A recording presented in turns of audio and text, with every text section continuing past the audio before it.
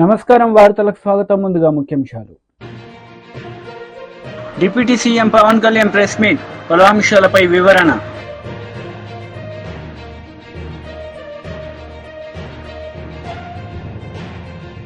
మాజీ మంత్రి Srinivas Goud press meet, ఇరు పార్టీలపై fire. Janasena leader Pawan Kalyan press meet నిర్వహించారు. ఈ సందర్భంగా పలు అంశాలపై ఆయన మాట్లాడారు. అయ్యప్ప స్వామి దీక్ష చేసే వాళ్ళ మీద ఎంత ఇష్టారాజ్యంగా మాట్లాడతారు. ఇదే మీరు ఎవరన్నా సరే ఇస్లాం మీద మీరు గొంతెత్తగలరా? ఎందుకంటే రోడ్ల మీద వచ్చి కొడతారని మీకు భయం, అందుకు మీరు మాట్లాడరు. హిందువులు అంటే మెత్తని మనుషులు కదా, తోటి హిందువు కదా, మీరు ఏదైనా మాట్లాడచ్చు. మీకు నమ్మకాలు లేకపోతే మీరు ఇంట్లో కూర్చోండమ్మా. మీకు నమ్మకాలు లేకపోతే ఇంట్లోంచి బయటికి రాకండి, మమ్మల్ని ఏం అనకండి. మేము ఎలా పూజా విధానం ఎలా చేస్తాం, అలాగే ముఖ్యంగా ఫిల్మ్ ఇండస్ట్రీ కూడా నేను తెలియజేస్తా ఉన్నా. దీని మీద మీరు మాట్లాడితే మద్దతుగా మాట్లాడండి, లేదంటే మౌనంగా కూర్చోండి. అంతేగాని మీ మాధ్యమాల ద్వారా అపహాస్యం చేస్తే మటుకు ప్రజలు మిమ్మల్ని ఎవరు క్షమించరు. ఎందుకంటే చాలా డీప్ పెయిన్ ఇది. మీరు లడ్డూ మీద జోక్లు వేస్తున్నారు. నేను ఒక సినిమా ఫంక్షన్ కూడా చూశాను. Laddu is a sensitive issue అని. Don't you ever say that. Don't you ever dare to say that, please. YCP leader Ambati Rambabu media సమావేశం నిర్వహించారు. ఈ సందర్భంగా పలు అంశాలపై ఆయన మాట్లాడారు. చేసినటువంటి ఆరోపణ రాజకీయ ఆరోపణగా మిగిలిపోకూడదు, దీనికి ఒక లాజికల్ ఎండ్ కావాలి అనేటువంటి ఉద్దేశంతో అనేక మంది దీని మీద ఎంక్వైరీకి డిమాండ్ చేశారు. కొంతమంది అయితే సిబిఐ ఎంక్వైరీ అన్నారు, కొన్ని పార్టీలు. కొందరైతే సిట్టింగ్ జడ్జి చేత విచారణ జరిపించాలన్నారు. కొందరైతే సిట్టింగ్ జడ్జి పర్యవేక్షణలో ఒక ప్రత్యేకమైన స్పెషల్ ఇన్వెస్టిగేషన్ టీమును వేసి వారి చేత విచారణ జరిపించాలి. ఇది పెద్ద ఆరోపణ, మతపరమైనటువంటి ఆరోపణ.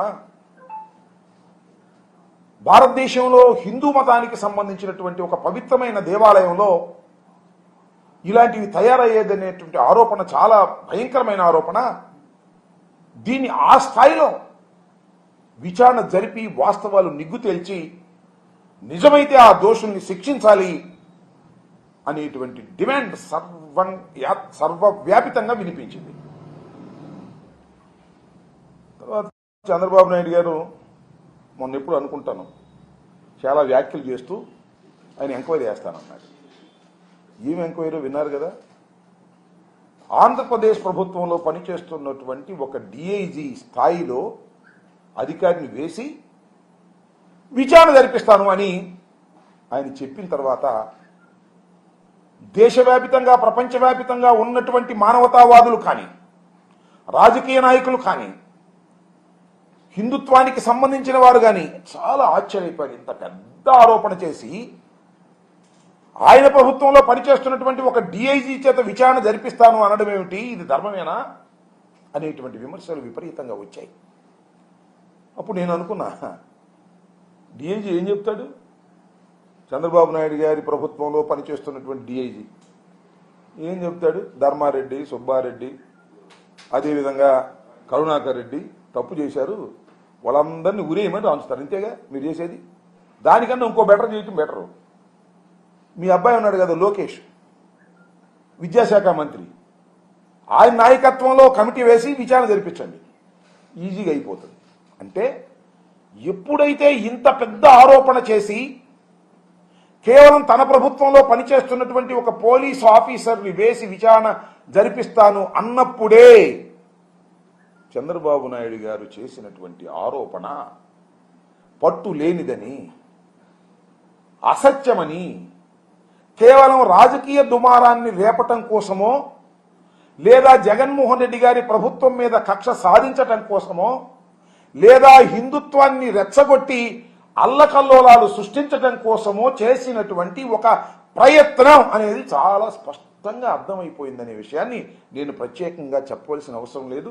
విఘ్నులైనటువంటి తెలుగు ప్రజలు, హిందుత్వవాదులు, మతాలు సామరస్యంగా ఉండాలని కోరుకునే, లౌకికతత్వం కావాలని కోరుకునే మేధావులు ఆలోచిస్తే వెంటనే అర్థమయ్యేటటువంటి అంశము అని మనవి చేస్తున్నాం. నేను ఏంటంటానంటే ఇక్కడ ఒక ఆరోపణ చేశారు ఒక రాజకీయ నాయకుడు, అందులోనూ ముఖ్యమంత్రి గారు. ఎవరి మీద ఆరోపణ చేశారు? గత ప్రభుత్వం మీద చేశారు. అంటే ఒకసారి ముఖ్యమంత్రిగా చేసినటువంటి జగన్మోహన్ రెడ్డి గారు ఆ ప్రభుత్వం దిగిపోయిన తర్వాత కొత్తగా వచ్చినటువంటి రాజకీయ ప్రభుత్వం చంద్రబాబు నాయుడు గారు ఆరోపణ చేశారు. ఇది రాజకీయ ఆరోపణగా మిగిలిపోకూడదనే ఉద్దేశంతోనే డిమాండ్ చేస్తే, చిత్రమైన విషయం ఏంటంటే లాజికల్గా ఏమవ్వాలండు విచారణ జరిపి దీనిలో వీళ్ళు తప్పులు చేశారు, వీళ్ళ మీద యాక్షన్ తీసుకోవాలని ఒక నిష్పక్షపాతమైన విచారణ జరపవలసినటువంటి అవసరం ఉన్నది. అలా కాకుండా తప్పు జరిగిపోయింది అంటున్నారు. ఈనాడు వాళ్ళు ఇన్వెస్టిగేషన్ చేసి పేపర్లో రాసేస్తున్నారు. మొట్టమొదటి రోజునేమో అనుమానం అన్నారు, రెండో రోజునేమో నిజం అన్నారు. ఆంధ్రజ్యోతి కూడా ఇన్వెస్టిగేషన్ చేసేసి రాసేస్తుంది, ఆయన టీవీలు కూడా ఇన్వెస్టిగేషన్ చేసి రాసేస్తున్నారు. రాసేసి శిక్షించాలంటున్నారు. ఏంటి నాకు అర్థం కాల. మీరు అలాంటప్పుడు డిఐజీ స్థాయిలో అధికారిని ఇంకా వేయాల్సిన అవసరం ఏముంది? ఈనాడు చెప్పినట్టు, ఆంధ్రజ్యోతి చెప్పినట్టో లేదా టీవీలు చెప్పినట్టు చేసేయండి. ఏమిటి దుర్మార్గం అంటున్నా? ఒక గుడ్డగాల్చి మొఖాన వేసిన తర్వాత మీరు దాన్ని మేము తుడుచుకునే కార్యక్రమం కాకుండా వాస్తవాలు చెప్పేటటువంటి పరిస్థితి ఉండాలి. ఎప్పుడైతే మీరు చేసిన ఆరోపణలో పసలేదో ఆర్భాటాలు ఎక్కువ చేస్తున్నారు. నేను చాలా విచిత్రమైన అంశం ఏంటంటే, ఇది మన ఇక్కడ తిరుమలలో ఒక కార్యక్రమం చేపట్టారు. ఇవాళ నిన్న శాంతి యాగం అంటే ప్రసాదం అపవిత్రం అయిపోయింది, ఆ అపవిత్రమైనటువంటి ప్రసాదానికి పవిత్రత చేకూర్చే విధంగా శాంతి హోమం చేశాము అన్నారు. ఎక్కడ అపవిత్రమైంది? లడ్డు ఏమైనా అపవిత్రమైందా? కల్తీనైతే ఎప్పుడైనా వాడారంటే దానికి సమాధానం లేదు. అపవిత్రమైంది, హోమం చేసేద్దాం, హిందుత్వాన్ని రెచ్చగొట్టేద్దాం. దీనికి తోడు మళ్ళా మన పవన్ కళ్యాణ్ గారు, డిప్యూటీ సీఎం గారు ప్రాయచిత్త దీక్ష చేపట్టారు. ఆయన ప్రాయచిత్త దీక్ష మేము చేపడతాం, నిరూపించండి. బీజేపీ లీడర్ మీడియా సమావేశం నిర్వహించారు. ఈ సందర్భంగా పలు అంశాలపై ఆయన మాట్లాడారు. 6 గ్యారంటీలలో భాగమైనటువంటి రైతు అంశాలను కూడా పూర్తిగా విస్మరించడం చాలా బాధాకరం. ఇది యావత్ తెలంగాణ రైతాంగాన్ని, మహిళల్ని, యువకుల్ని, విద్యార్థుల్ని, అన్ని వర్గాల ప్రజానీకాన్ని మోసం చేస్తూ ముఖ్యంగా రైతులకు ఇచ్చినటువంటి ఎన్నో హామీలు ఈరోజు తుంగలో దక్కిన సంగతి నేను గుర్తు చేస్తా ఉన్నాను. అంతేకాదు అన్నదాతలకు ఇచ్చినటువంటి హామీల్లో భాగంగా రుణమాఫీ చేస్తానని చెప్పి కేవలం సగం మందికి కూడా రుణమాఫీ చేయలేనటువంటి దుస్థితిలో ఈ రాష్ట్ర ప్రభుత్వం ఉన్నది. ఎన్నో దేవుళ్ళ మీద ఒట్లు పెట్టి, ఏ ఊరికి పోతే ఆ ఊరిలో ఉన్నటువంటి దేవుళ్ళ మీద ఒట్లు పెట్టి రుణమాఫీ చేస్తారని చెప్పి హామీ ఇచ్చినటువంటి రేవంత్ రెడ్డి గారు ఎన్నికల మేనిఫెస్టోలో, వరంగల్ డిక్లరేషన్లో సాక్షాత్ రాహుల్ గాంధీ గారి సమక్షంలో, రాహుల్ గాంధీ గారి వారి నోట వచ్చినటువంటి అంశం రైతు డిక్లరేషన్. మరి రైతు డిక్లరేషన్లో మీరు ఇచ్చినటువంటి ఎన్నో అంశాల్లో భాగంగా రుణమాఫీ అంశం కూడా ఒకటైతే, రుణమాఫీ ఖచ్చితంగా రైతాంగానికి 2 లక్షల రూపాయలు రుణమాఫీ చేస్తానని చెప్పి కేవలం మీరు ఖర్చు పెట్టింది 17,000 కోట్ల రూపాయలు మాత్రమే. మీరే స్వయంగా చెప్పారు 40,000 కోట్ల రూపాయలు అవసరమవుతుందని.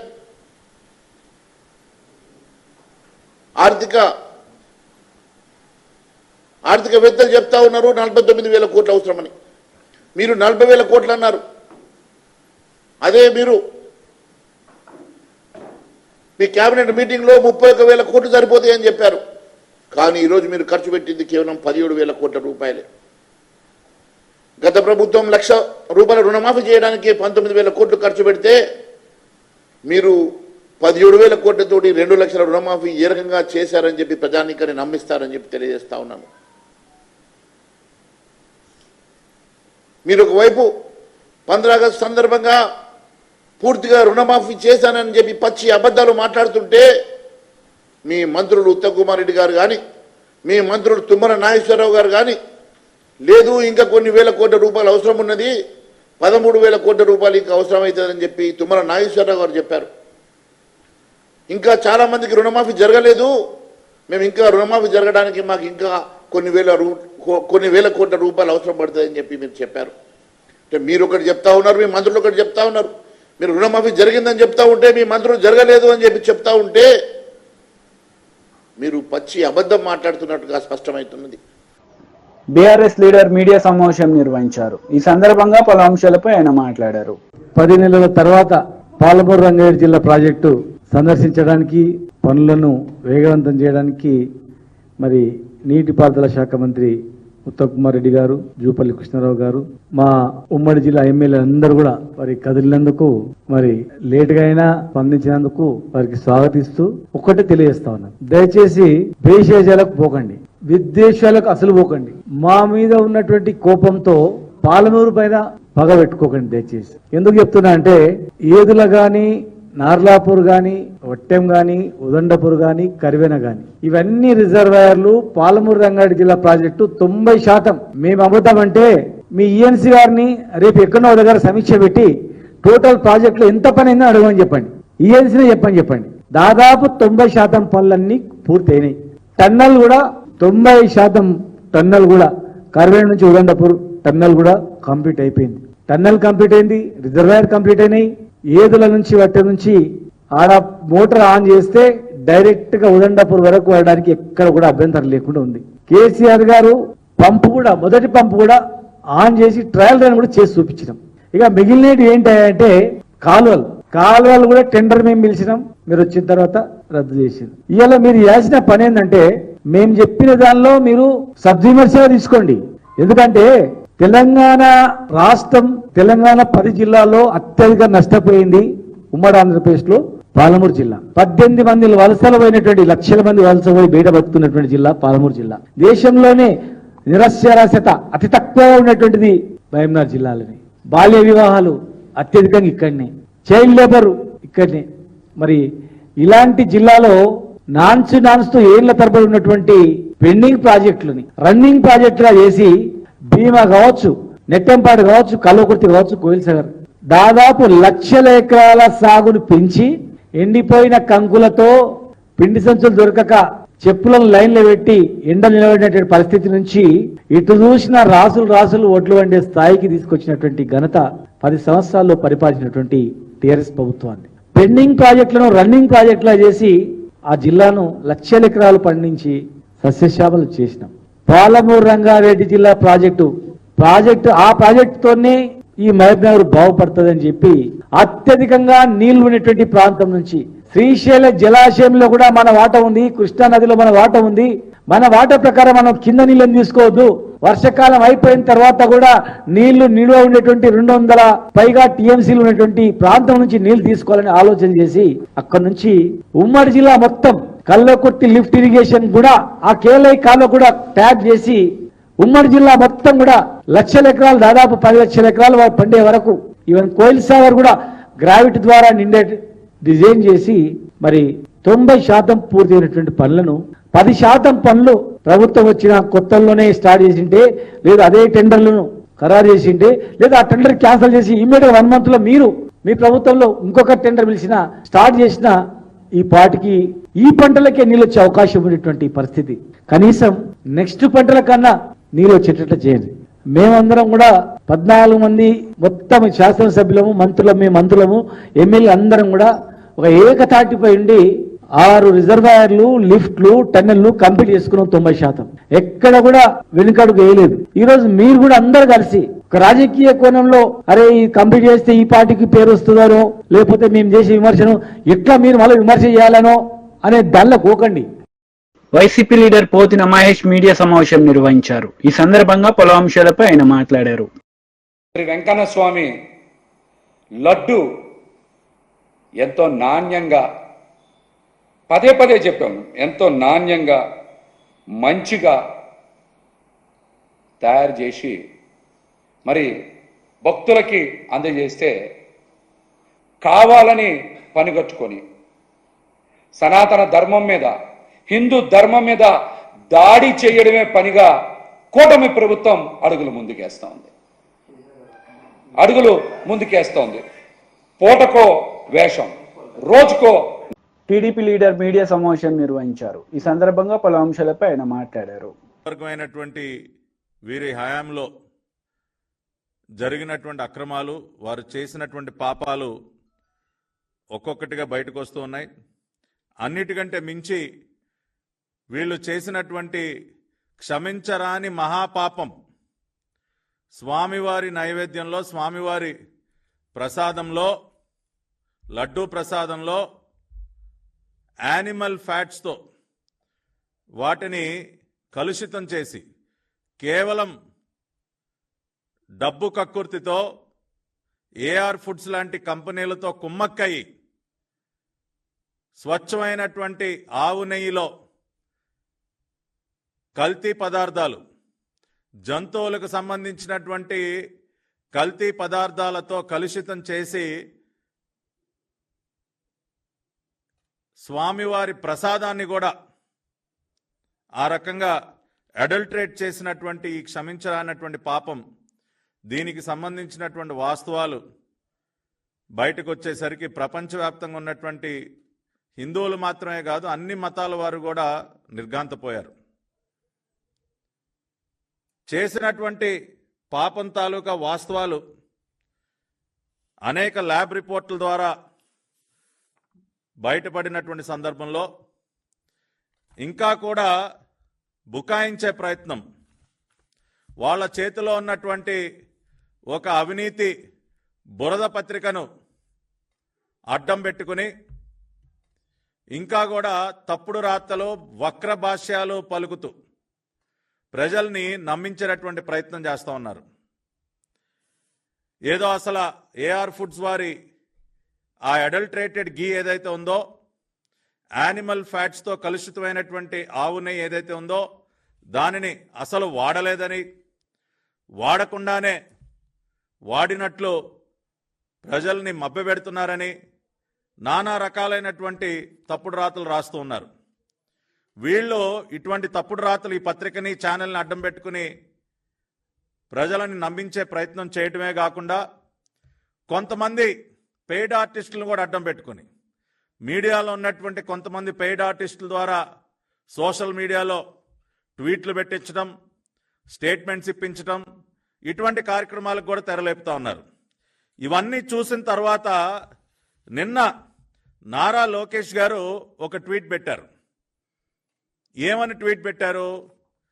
ఏఆర్ ఫుడ్స్ కంపెనీ ఏదైతే వీళ్ళు కుమ్మక్కయి కాసుల కక్కుర్తి కోసం తెర మీదకి తీసుకొచ్చినటువంటి ఏఆర్ ఫుడ్స్ కంపెనీ ఏదైతే ఉందో, ఎవరి టెండర్నైతే జగన్మోహన్ రెడ్డి హయాంలోనే ఖరారు చేశారో మే 8, 2024న, ఎవరి హయాంలో అయితే ఏఆర్ ఫుడ్స్కి పర్చేజ్ ఆర్డర్ ఇచ్చారో మే 15వ తేదీన, ఆ కంపెనీ మొత్తం 8 ట్యాంకర్ల నెయ్యి సరఫరా చేసింది. ఆ 8 ట్యాంకర్లలో 4 ట్యాంకర్ల నెయ్యి వాడటం జరిగింది. 4 ట్యాంకర్ల నెయ్యి మాత్రమే ఎప్పుడైతే ఎన్డీడీబీ నుంచి రిపోర్ట్లు వచ్చాయో, ఎన్డీడీబీకి శాంపుల్స్ పంపించి రిపోర్ట్లు తీసుకోవటం జరిగిందో, ఆ రిపోర్ట్స్లో యానిమల్ ఫ్యాట్స్ కలిసి ఉన్నాయన్న విషయం బయటపడిందో, ఆ 4 ట్యాంకర్లని నిలిపివేశారని చెప్పి చాలా స్పష్టంగా నారా లోకేష్ గారు ఆయన సోషల్ మీడియా ద్వారా ప్రజలకి వాస్తవాలు తెలియజేస్తే, దానిని కూడా వక్రీకరించి అదిగో నారా లోకేష్ గారే చెప్తా ఉన్నారు, ఏ ట్యాంకులనైతే శాంపుల్స్ ఎన్డీడీబీకి పంపించారో 4 ట్యాంకులు, ఆ ట్యాంకులను అసలు వాడలేదని చెప్తా ఉన్నారు.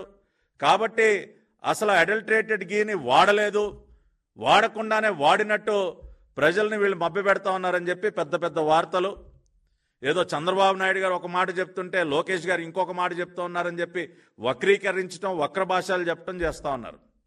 కానీ ఈ బుద్ధి తక్కువ సన్నాసులు ఎవరైతే ఉన్నారో వారందరికీ కూడా ఒక విషయం చెప్తా ఉన్నా. అదేవిధంగా ఈ ప్రెస్ మీట్ చూస్తున్నటువంటి వారందరూ కూడా ఒక్కసారి కామన్ సెన్స్తో ఆలోచించండి. ఏఆర్ ఫుడ్స్ వాళ్ళు మొత్తం 8 ట్యాంకర్ల నెయ్యి సరఫరా చేసినప్పుడు 4 ట్యాంకర్లు నెయ్యి కన్జ్యూమ్ చేసినప్పుడు వాడినప్పుడు ఆ 4 ట్యాంకర్లలో శుద్ధమైనటువంటి ఆవు నెయ్యి ఉంటుందని మనం నమ్మగలమా? ఏ కంపెనీ అయితే ప్రపంచంలో ఎక్కడా లేని విధంగా 319 రూపాయలకే నేను ఆవు నెయ్యి సరఫరా చేస్తానని ముందుకు రావటం, ఆ కంపెనీకి వీళ్ళ కమిషన్ల కోసం కాంట్రాక్ట్ కట్టబెట్టడం, అటువంటి కంపెనీ మొత్తంగా సరఫరా. వార్తలు ముగించే ముందు ముఖ్యాంశాలు మరోసారి. Deputy CM Pawan Kalyan press meet, పలు అంశాలపై వివరణ.